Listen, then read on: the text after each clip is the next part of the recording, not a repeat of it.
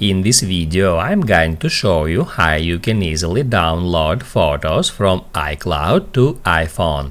Be sure to watch the video to the very end so you don't make any mistakes, and of course do not forget to like this video and subscribe to my channel. Thanks guys. So let's get started, and first off head over to settings, then tap at the very top at your name to open up Apple ID.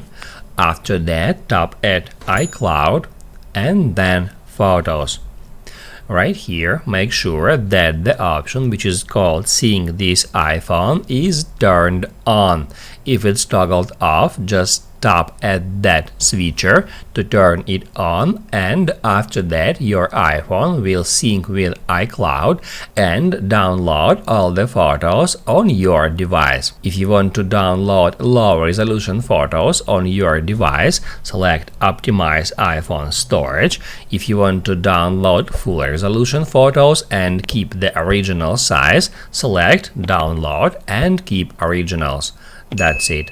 Now you can write down in the comments below if you have any questions about that tutorial. Hit the like button if you liked that video, and see you in the next one.